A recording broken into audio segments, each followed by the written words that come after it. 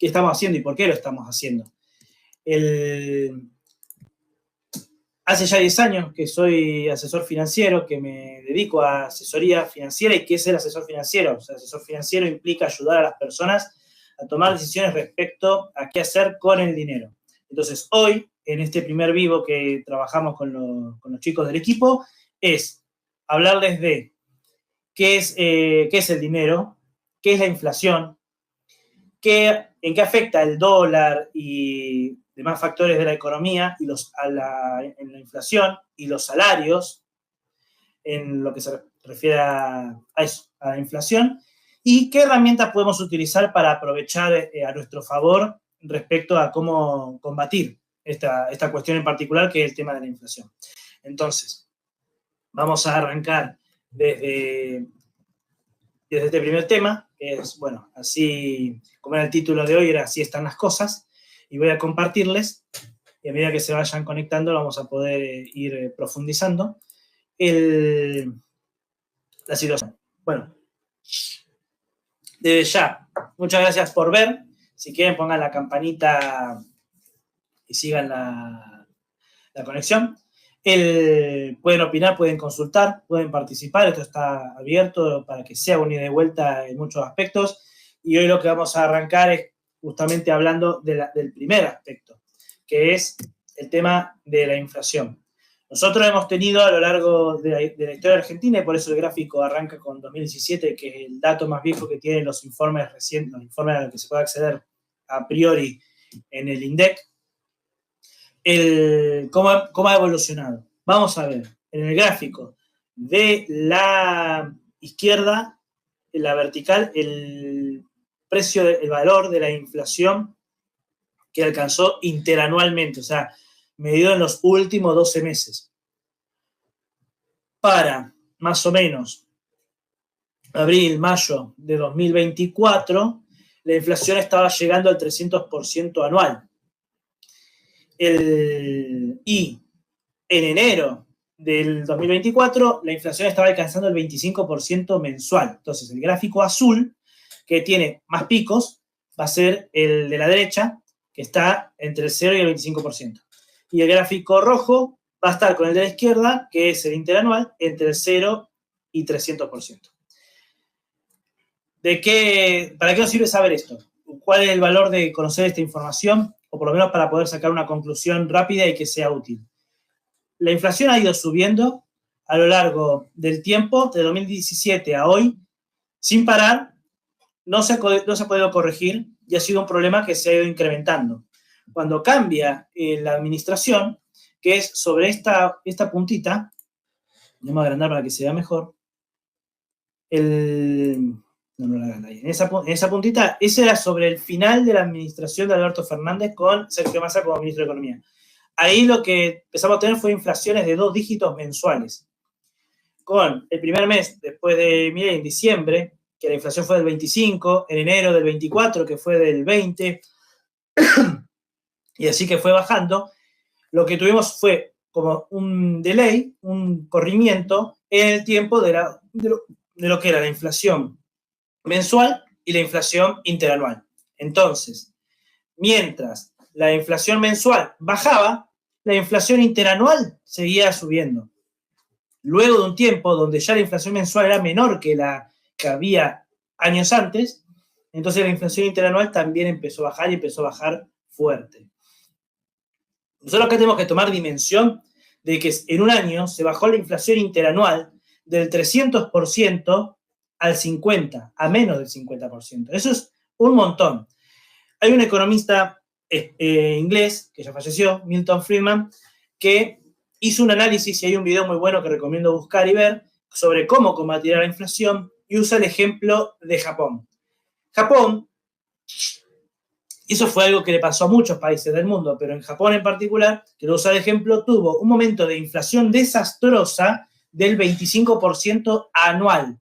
O sea, nosotros tuvimos conciencia de que tuvimos inflación del 25% mensual y del 300% anual. Ellos, con una inflación del 25% anual, ya se estaban arrancando los pelos y tomaron medidas para corregirlo. ¿Cuál fue la medida que tomaron? fue la de dejar de imprimir dinero. Y ahí es donde vamos a poder definir que la inflación es siempre y en todo lugar un fenómeno monetario, cosa que vamos a profundizar en un ratito. Pero, ¿qué pasó ahí? Japón, para bajar la inflación del 25% anual a menos del 5% anual, tardó ni más ni menos que 5 años. Y el primer año fue un año de una gran recesión económica. O sea, un aumento importante de la pobreza y una caída sustancial de la actividad económica. Viviendo eso y soportando ese primer año que fue lapidario, es que lograron corregir el tema de la inflación. 5 años tardaron para bajarla del 25 al 5%, a echarle un 80% de lo que tenía. Nosotros logramos lo mismo en un año. Es decir, con un fuerte apriete monetario, se logró bajar la inflación, como vamos a ver acá, del 276% en mayo del año pasado al 47,3% este año. O sea, lo que, por ejemplo, Japón tardó 5 años, en Argentina se hizo en 1. Y todavía tenemos una inflación altísima, una inflación que no deberíamos tener. Básicamente, los niveles de inflación que deberíamos tener interanuales son como los del gráfico de arriba. Es decir, esa inflación del 2,8% mensual que tuvimos en abril, que es un gran logro, debería ser anual, en realidad. Y todos esos números de arriba tendrían que ser los números que tendríamos que tener abajo, como valores interanuales. ¿Estamos yendo en camino a eso? Sí. ¿Por qué? Porque en principio, y en lo que se refiere a materia inflacionaria, se está haciendo lo que sí hay que hacer, que es evaluar y corregir la emisión monetaria.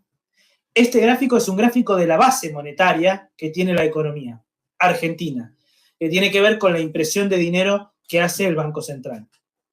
Después de que asumió el cambio de gobierno, si nosotros hacemos foco principalmente en la línea naranja, la emisión monetaria siguió subiendo, es decir, se siguió imprimiendo dinero. Por muchos motivos, contra dólares, si el gobierno compraba dólares con dinero que emitía, y la inflación iba a costar un poco corregirla de esa forma. ¿Qué hicieron a partir de la mitad del año pasado? Fue dejar de imprimir dinero, literalmente y absolutamente. Eso significa que a lo largo del tiempo el crecimiento monetario fue muy bajo. ¿Y qué pudimos lograr con eso? Primero, que la inflación empieza a frenar verdaderamente.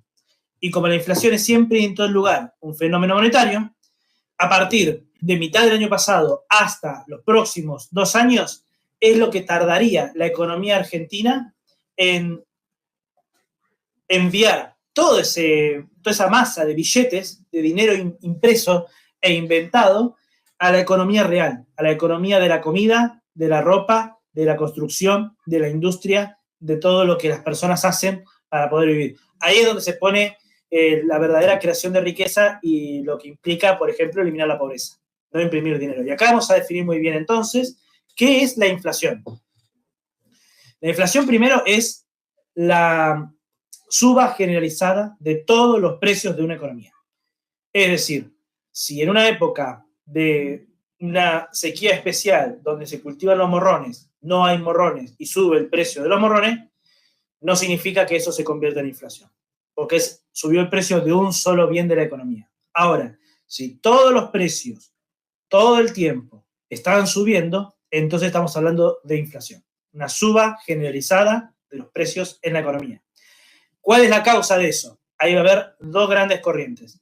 La escuela austríaca, también conocida como escuela española, y la escuela de Cambridge, que es conocida como escuela keynesiana. La escuela keynesiana va a plantear que hay varios factores que afectan a la inflación. La escuela austríaca va a decir que la inflación es siempre en todo lugar un fenómeno monetario, y de ahí se desprende la escuela de Chicago, donde está Milton Friedman, que es el que hace ese enunciado bien tajante, y que el resto del mundo se aprendió y saben que cuando imprimen dinero van a generar inflación, pero van negociando cómo acomodar la impresión de dinero. No, pero saben que imprimir dinero genera inflación. En la escuela de Cambridge eso se toma como un factor más para hacer crecer la economía. Vamos a enfocarnos entonces en lo que pasa en Argentina. En Argentina, imprimir dinero va a generar inflación, porque imprimir dinero significará un aumento de la oferta de dinero. Y ese es un factor monetario. Lo otro que va a provocar que aumente o que haya inflación es que la gente no quiera el dinero. Eso significa caída de la demanda. Y esto es algo que uno va a decir, pero a mí me encantaría tener más dinero. No, eso no es cierto. Uno lo que quiere es poder adquirir cosas con el dinero. Pero uno puede ver que en las cuentas bancarias o en efectivo es más probable que uno quiera guardar esto, los dólares americanos, que esto, que son los pesos argentinos. La gente prefiere el dólar que el peso para guardarlo. Eso significa demanda de dinero. La gente demanda dólares. Eso significa que no demanda pesos. Y si no demanda pesos, el precio del peso baja. Es decir, todas las cosas medidas en pesos suben. Hay alguien que va a decir, pero la suba del dólar genera inflación. Y no es así. Primero es un error conceptual que hay que aclararlo, porque uno tiene la impresión de que como subió el dólar, después van a subir todos los precios. Y no es así. Primero que no necesariamente tiene que subir los precios porque subió el dólar, ni siquiera de algunas cosas. Y tampoco tienen que subir todos los precios porque subió el dólar. Porque el dólar va a ser un bien más en la economía. ¿Qué va a pasar? Que es mucho más fácil ir a la casa de cambio o al banco o a la sociedad de bolsa y comprar dólares que ir al campo, sembrar trigo, cosechar el trigo, ir al molino, convertirlo en harina, después ir a la panadería y hacerlo pan. Todo eso toma un ciclo. Y ese ciclo es mucho más largo. Entonces ahí actualizar el precio toma su tiempo. En cambio el dólar, hoy podés comprarlo en el mercado de valores en el día y entonces el precio del dólar se actualiza mucho más rápido. Los activos financieros responden primero a la oferta exagerada de pesos argentinos. Entonces ahí es cuando vamos a ver la primera reacción, que es la del dólar. Lo que sí podemos prever es que si la gente está pidiendo dólares, es que después va a comprar todo lo demás y en consecuencia a lo largo del tiempo va a haber inflación. Pero no es culpa del dólar, no es porque subió el dólar, es porque hay muchos pesos en la economía. ¿Qué hizo el gobierno para dejar de hacer eso? Hizo frenar las rotativas del Banco Central. Se deja de imprimir dinero, deja de haber excedente o sobrante monetario, dejan de subir los precios. Pero ¿qué dije antes? Cultivar trigo toma un ciclo, son 6 meses, convertirlo en harina es otro tiempo, llevarlo a la panadería es otro tiempo y venderlo después al consumidor final es otro tiempo. En todo ese tiempo se tiene que actualizar el precio. Ni hablar en otras cosas que son más largas. Entonces la inflación, y que se van reacomodando permanentemente porque es dinámico. Entonces la inflación va a tener un rezago. Eso significa, y esto nos da una conclusión muy buena, y es que si el gobierno sigue haciendo lo que viene haciendo en lo que se refiere a política monetaria, en lo que se refiere a la emisión de dinero, entonces la inflación le queda 1 año y medio para desaparecer. En eso sí es cierto, porque si hace ya, desde mitad del año pasado, que dejaron de hacer crecer la base monetaria y dejó de crecer la cantidad de billetes que hay en la economía, para dentro de 18 a 24 meses, es decir, a más tardar en julio del año que viene, ya la inflación no debería existir más. Si siguen haciendo lo que están haciendo hasta ahora en política monetaria. Después podemos hablar de todos los demás factores, pero en política monetaria, si siguen haciendo lo que están haciendo, la inflación no debería existir más. De ahí entonces podemos pensar también entonces qué pasa con el dólar.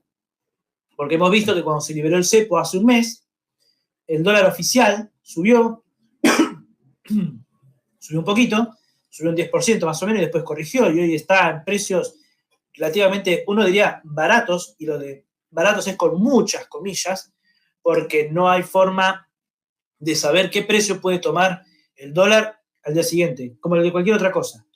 Uno puede preverlo, uno puede proyectarlo, pero es imposible saberlo. El que lee el futuro no va a estar acá, y no estaría acá compartiendo con nosotros este momento. Ahora bien, así con todas las demás cosas. ¿Qué puede pasar con el dólar? Bueno, en principio, lo que puede pasar es una cosa, lo que va a pasar es otra. ¿Qué puede pasar con el dólar? El dólar probablemente, y según los análisis que yo hago, va a seguir en esta tendencia, en este zigzag de pequeñas fluctuaciones al alza y a la baja, conservando más o menos el precio actual. Inclusive puede bajar más. Porque en la medida en que se restringe la cantidad de pesos que hay en el mercado, el consumidor, las personas, tenemos que salir a vender los dólares que teníamos ahorrados, los famosos dólares debajo del colchón, y poder acceder a los pesos para consumir en la economía real.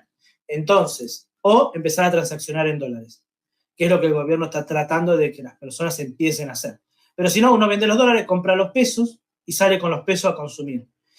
Que haya una mayor oferta de dólares hace que caiga el precio del dólar. Y van a ver que aunque caiga el precio del dólar, no va a provocar una caída en los precios de las demás cosas de la economía. Porque, nuevamente, el dólar no es el que causa la inflación. Va a haber otros factores que hagan que los precios de la economía, háblese comida, ropa, servicios, vayan a bajar, pero no va a ser el dólar. Así que olvídense. ¿El dólar para qué va a servir? Bueno, el dólar hoy para los argentinos, ayer, hoy y siempre, para los argentinos cumplió una función específica que cumple el dinero, que es reserva de valor. El dinero sirve como reserva de valor. Es decir, yo puedo guardar el fruto de mi trabajo, de mi esfuerzo, de mis negocios, en algo tangible que es el papel moneda. Ahora, ¿qué pasa? Como el peso argentino pierde valor todo el tiempo, no me sirve como dinero, no sirve como reserva de valor. Entonces, ¿qué hago? Me voy con el dólar. Puedo ir con cualquier otra cosa. Hay muchas cosas en las que uno puede ahorrar. El más conocido en Argentina, que más se utiliza, es dólares. Después hay otras cosas como los famosos ladrillos, o el oro, o lo que se puede hacer después, que es lo que vamos a ver sobre el final, que es invertir, que es poner el dinero a trabajar para que me genere ganancias. ¿Qué va a pasar entonces con la inflación? En resumen, si se sigue haciendo lo que se está haciendo, la inflación va a seguir bajando. Y lo que nos lleva a analizar una cuestión más que íbamos a hablar hoy, que es el de los salarios. Este gráfico es fundamental para hacernos una idea de lo mal que estábamos, que aún estamos, y en camino a qué tenemos que ir. La línea amarilla es se llama índice RIPTE, que es un promedio de los salarios ajustados por inflación, pero de los salarios registrados. O sea, las personas que trabajan en blanco tienen un salario promedio en dólares hoy de $1.075. Es decir, hoy un trabajador promedio en blanco tiene un salario de $1.075 por las 8 horas de trabajo diarias, etc. Si vemos, 2018 estaba en el orden de los $1.900 en 2018. Ya con la administración del presidente Macri en adelante, empezó a ver con la suba del dólar y con la explosión de la inflación una caída del salario real espantosamente alta y quedamos muy pobres en dólares. Y de hecho, de la pandemia en adelante, el salario anduvo fluctuando en los $600, una miseria. O sea, con $600 se vivía o se sobrevivía en este país. Y ese es el gráfico, el de arriba, que vamos a decir que son los mejores números, el de los salarios. Los que vemos abajo son de la jubilación, la línea de pobreza y el salario mínimo. La jubilación es la línea azul. La jubilación mínima hoy está en el orden de los $300. La línea de pobreza en el orden de los $275 y el salario mínimo en el orden de los $234. Es decir, el salario mínimo está por debajo de la línea de pobreza. Una persona que cobra el salario mínimo vive pobre. O sea, es un trabajador pobre. Un término que en Argentina se puso de moda y que es triste y que no debería suceder, pero es lo que sucede. Y la línea azul, que es la jubilación mínima, es de $300. O sea, la jubilación mínima, que es la que tienen los monotributistas, los que no llegaron con los años de aporte, o los que aportaron montos muy pequeños, es una jubilación de $300. Nada. Estamos hablando de 340 mil pesos. La miseria total. Bueno, ¿qué hacer con eso? Primero, esto es lo que estamos viendo porque no es un invento de ahora, o sea, no es un valor que nació ahora con Milei, no es de antes con Alberto Fernández, no es de antes con Macri. Este gráfico es de 2017 y fíjense que en 2017 los mejores números eran $500 de jubilación mínima. O sea, sigue siendo una miseria. Entonces, uno no puede, si quiere tener una jubilación digna o una jubilación decente o una jubilación que te diga, bueno, puedo llegar a fin de mes, no dependo de mis hijos, puedo hacer las cosas que quiero, no puedo planificar con el monotributo, no puedo planificar la jubilación con los aportes mínimos. Tengo que hacer otra cosa, porque acá vemos que no es algo de ahora, es de siempre, o por lo menos de los últimos 10 años, eso significa que podemos ir más atrás y vamos a encontrarlo con algo parecido, la inflación ha sido una miseria total. Entonces, ¿qué es lo que se puede hacer acá? Primero es planificar el tema del retiro con tiempo, porque esto no se arregla a último momento. Fíjense que las gráficas muestran una tendencia a largo plazo, no se corrige ni siquiera para bien, pero cuesta un montón corregirlo. Entonces, lo que uno tiene que hacer es planificar con bastante tiempo qué va a hacer con la jubilación. Eso se tiene que planificar con tiempo. De ahí que vamos a desprender. Primero, que uno tiene que usar las herramientas. Y es la función del asesor financiero brindar de esas herramientas para que uno pueda planificar este tema de la jubilación, por ejemplo. Primero, para que uno no tenga que esperar hasta los 60 años las mujeres hoy, 65 años los hombres hoy, si no la vuelven a cambiar a la fórmula jubilatoria, porque ese es otro enorme problema, y es que el sistema previsional ya está quebrado. Ya está quebrado hace rato. Entonces siempre se va a buscar de otro lado fuentes para mantener a los jubilados. Nuevos impuestos, nuevas fórmulas jubilatorias para que sean más solidarias, pero más miserables para todos. Es decir, es una distribución equitativa de la pobreza, es decir, la fórmula jubilatoria y el sistema previsional. Entonces uno tiene que planificarlo con tiempo.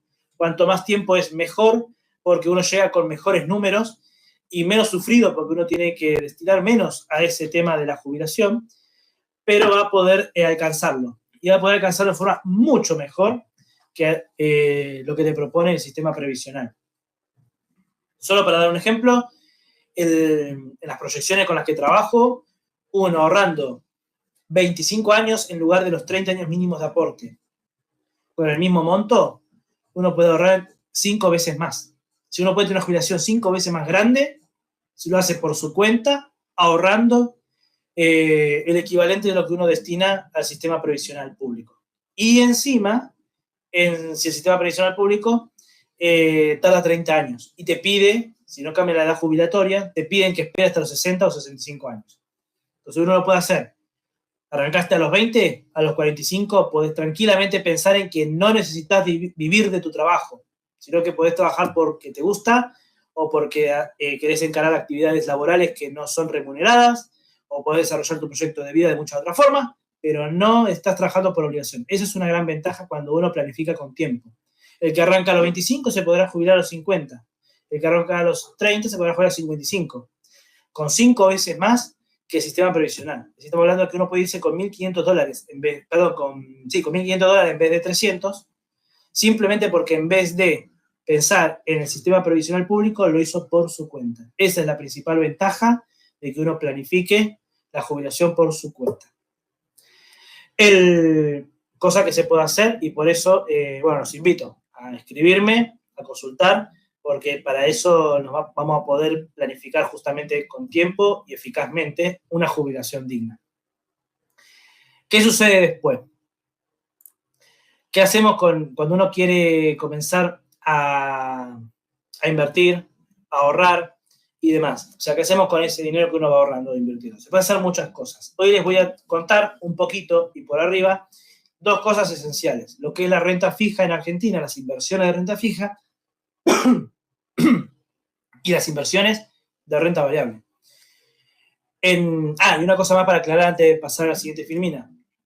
Otra cosa que se ha hablado, que se dice muchas veces, y es un error en teoría económica, es que la suba de los salarios genera inflación. Subir los salarios no genera inflación.